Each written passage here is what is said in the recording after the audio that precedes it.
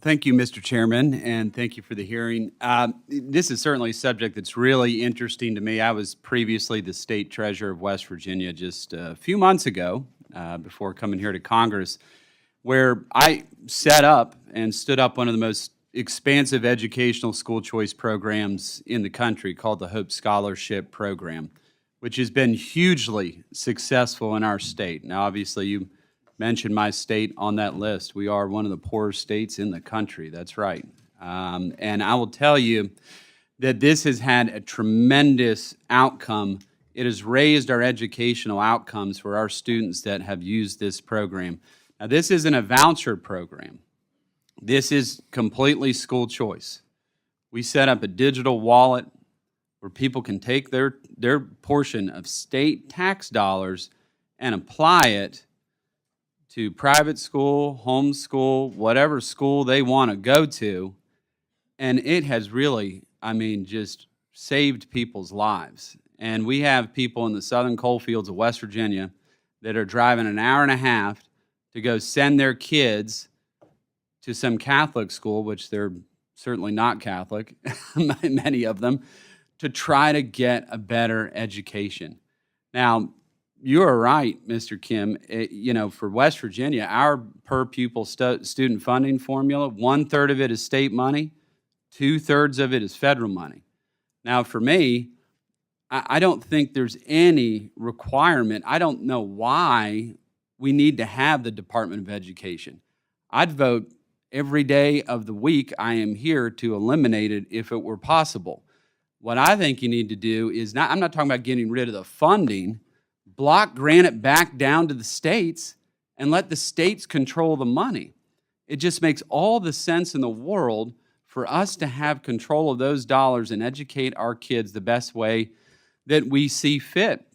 And we've seen the educational attainment since Hope Scholarship has come online rise.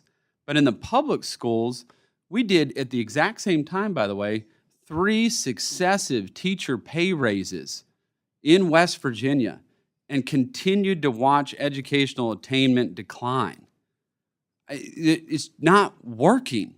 It's just not working. It's not. And we got to give parents the ability to have choice in this country. Now, guess what? If you're rich, you're already sending your kid to private school. This is not what this program is about. You got that choice. You have a choice by the virtue of being rich. You can do whatever you want. This is about those families that are living in the coal fields of West Virginia to have the ability to be on an even playing field with these rich folks, which we don't have a lot of them in West Virginia, by the way, but to have the ability to be able to go to those type of private institutions or educate your kids at home. So to that point, I've not heard anybody talk about this, but Ms. Burke, if you could touch on this.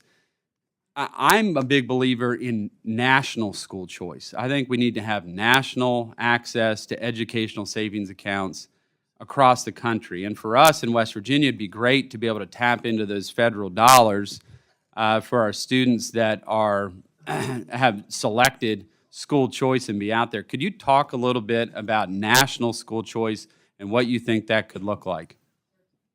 Thank you for the question, Congressman Moore. And if I could just say, West Virginia was truly a pioneer in advancing a universal ESA for families there. We, for so long, the movement just waited with bated breath for a state to finally do a universal school choice program. And West Virginia, following Arizona, did that. So it was just tremendous to see for those families. And to your earlier question, you could imagine a situation in which we block grant the bulk of existing federal dollars for Title I, for IDEA, et cetera, back to West Virginia.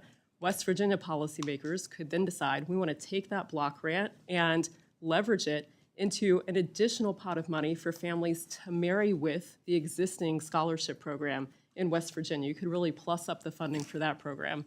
On your question about federal options for advancing school choice, there are many options. There are considerations around a federal tax credit scholarship. There are other options that are out there, more interesting and newer options like conditioning a state's municipal bond exclusion on whether or not they have a private school choice program. There are populations over which the federal government has clear jurisdiction. ESAs for military families, kids from active duty military families are assigned to whatever public school is closest to the duty station to which their parent is assigned. Give them school choice. That's a national security imperative. kids in Washington, D.C. Make the District of Columbia, which is under the jurisdiction of Congress, an all-school choice district, universal, formula-funded ESA for every single kid in D.C. And then finally, Native American children who attend the worst performing schools in America. That was actually the title of a Politico article a few years ago in 2015, how Washington created the worst schools in America. Those schools are run by the Bureau of Indian Affairs. Give those children the opportunity to attend a private school of choice. Now, that makes all the sense in the world. My time's about to expire, but I think we need to have universal school choice for these kids. And look, we've not had everybody leave the public school system in West Virginia. There's a lot of benefits to the public school system that provide, whether it's extracurriculars or maybe certain type of curriculum and things that they do, where they're going to stay in public schools. But at the end of the day, to me, if we don't make these dollars competitive, right? And I've heard, I got sued by teachers' unions over this and everything else. And every time they complained and were screaming about this, it was always about what it was doing to them. And no one was talking about what it's doing to the kids. And they don't have their own union, just to be clear. So we need to have national school choice in this country. There's got to be access for everybody, no matter what, and everybody can access these funds. Thank you. Ms. Watsman Coleman.